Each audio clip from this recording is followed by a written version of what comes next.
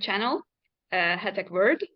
So, so first, I don't know if many Hungarians know who you are or where you come from, but if you could tell me a little bit about your background, how did you become a director, and what led you or motivated you to do this movie about this exact topic? Yeah. Well, first of all, thank you. Thank you for helping us create awareness on this film. It's exciting that the movie is still, is still doing its rounds, internationally. Um, I was born and raised in Mexico, in a little town. Well, not that little, in a town called Tampico, in the Gulf of Mexico. And I was born and raised there until I was around 18 years old. And at 18 years old, I moved to study English to the US, to Austin, Texas. And at that point, I didn't know I wanted to make movies. I didn't know what I wanted to do with my life, you know? Um, so it was not until I was there that I started exploring. I knew I kind of like uh, anything that had to do with storytelling. That much I knew because I knew that since I can remember, since I was a kid. I love telling stories or reading stories or hearing stories. I was not necessarily a film consumer. I wasn't watching a lot of movies. I was reading a lot of stories on books because I like to imagine my own stories. So that kind of was an indication that I had that drive. And then eventually, when it was time to pick, there was not an option not go to university. My parents, they say you must go to university. So I say, well, if I'm going to go to university, why don't I go to something I'm attracted to? And in the beginning, I thought it was acting. I was like, oh, maybe I'll go into acting, theater school. That sounds fun. And eventually I ended up in film school. And that's how everything began. I started making short films and they started kind of getting a lot of attention on the film festival world. And then right before I graduated, I saw a film that kind of had a very deep uh, impact on me as an artist. And that was Schindler's List, by Spielberg. And I remember walking out of the theater saying, that's the kind of cinema I want to make because it's, for me, I like to make movies that begin when the movie ends, you know? It's, you walk out with your own interpretation of the film, and that in itself could be called, it's kind of like the impact of the film. And that's kind of the movies I wanted to make, and that's how I ended up looking for projects that had that DNA, films that not only entertain, but that can also explore deeper themes, questions, existential questions. It's not, I don't like to make movies that give answers. I like to make movies that proposes questions. So we can answer them together as a society. And Son of Freedom it's one of those films.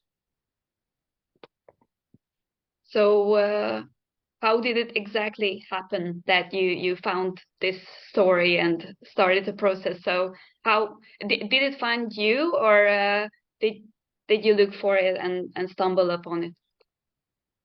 No, it definitely found me. I didn't look for it. I'm always, you know, kind of like I try to always be aware of the stories that kind of go around and see which one kind of, grabs me.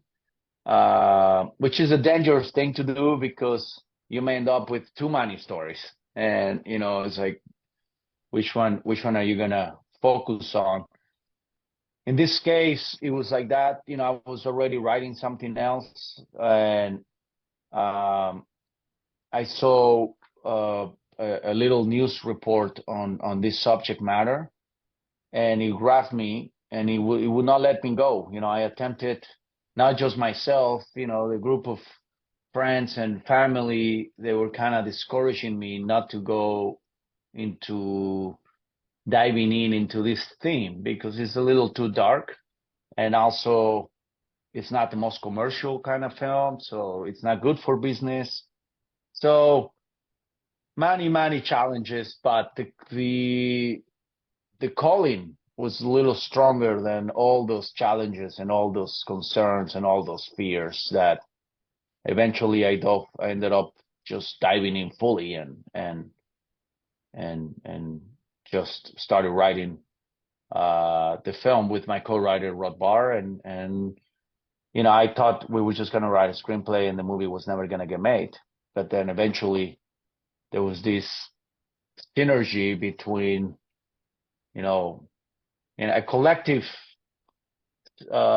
force to make this happen, because that's what a movie like this, it needs that. You can't do it by yourself. So little by little, I found my co-writer, then we found the actors, and we had the funding and locations and producers, and then everything came together and we shot the film, and then the film was forgotten for many years, or not forgotten, was put on a shelf, or who knows what happened. And then I think it was just like wine, it was just aging. So we could find the perfect distributor, which was Angel Studios, and they came on board and gave us an opportunity to this film. And now, the film became extremely successful, and it was a roller coaster. Were you surprised by that, by the impact and by the success it received? Yes, definitely. Everybody was telling me this movie it's not gonna make any money. It's not gonna get distributed. So it was the other extreme. A lot of the times you make a movie and they say, well, you may make, or this movie may be this much successful. But when they tell you the opposite, this movie is gonna be, no one wants to see a film about this. No one wants to distribute a film about this. It's very difficult to market, and you see all these challenges, and to end up on the other side of the spectrum, it is very surprising because it's like if you're doing a horse racing, and everybody kind of has a shot, but then they come to you directly and say, by the way, you shouldn't even be racing. You're not even gonna make it. You're not even gonna finish the race. It's like, forget about getting the last place. You're not even gonna finish the race. So why to even race? And then to end up, in many ways winning the race, it's the extreme opposite, and that was extremely surprising. I was very surprised. I sometimes just, we make the mistake to start believing other people's fears, and you make them your own. And they're traps in life that we must be careful not to fall. And that's it was a challenge, and we're here, and we're just very excited. Yeah. I just watched the film yesterday, so I was very late. But it really touched me, what this FBI agent achieved, and his heart and his faith. So, what do you think was the secret that led to this film to get so much attention? Well, there may be a lot of theories. I don't know if I could dare to say that I decipher the code or the secret. I can give you my opinion of what I think it happened. This was a subject that it's been under our noses. It's a taboo, and we know it exists. It's very difficult to talk about it. Very difficult. Even forget about the movie. Just try to talk about this on a dinner table. And that I started realizing when I was writing the screenplay. I would start talking about it, and I can sense a shift of tone in the dinner. The atmosphere would change because it is almost we're embarrassed about this part of the human experience. It's almost like we're embarrassed that of this side of the human being. It's like how could this be happening? But it's a taboo that has existed since, I think this has been happening from the beginning of our existence, the abuse of children in any way. Before they used to sacrifice them, a long time ago, thousands of years ago, in many different cultures. So, I'm actually making a movie right now about the slaughter of the innocents, how Herod sent to kill every child under 2 years old. So this has been happening. It's just hard to talk about it. And I feel that, when this movie was made, and my main goal was to make a movie that audiences could watch and actually enjoy, even though it's a dark subject matter. You don't make movies not to enjoy it. You still have to put them under the spell of the magic, otherwise just make a documentary. So you have to use music, cinematography, elements so people can enjoy your film that explores a dark subject matter. So you got to create a vehicle that is hopeful to go and navigate this very dark rivers. So in this case, I think what happened is when we made this movie and we knew that there was an audience for the film, it just had to get to the audiences. That's where I think Angel Studios understood how to tap into that audience. But then what happened, I think, is the film, in many ways, there was like, I don't know if I want to use the word boycott, but there was a lot of resistance against the film. We got a lot of people attacking the film, for the most part, unfairly, very unfairly, without doing any background research on what was the motive of the film. They just came out really strong to attack the film.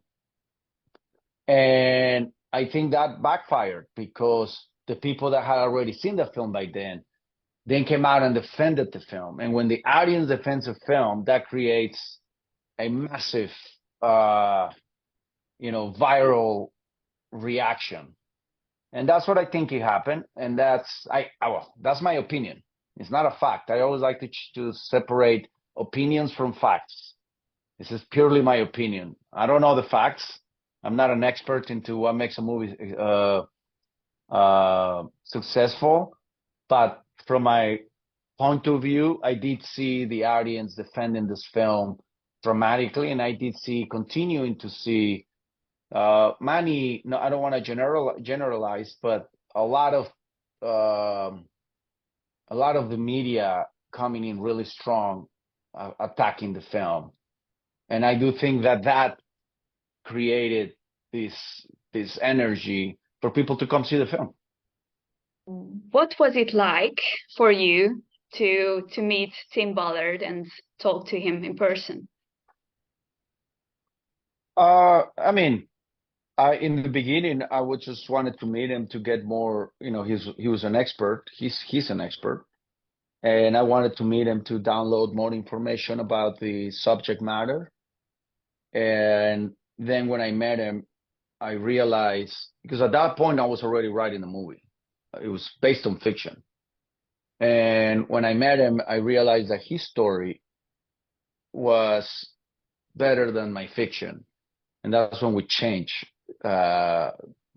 paths. We changed, we had a detour and we started discussing about making his life instead of the movie I was writing.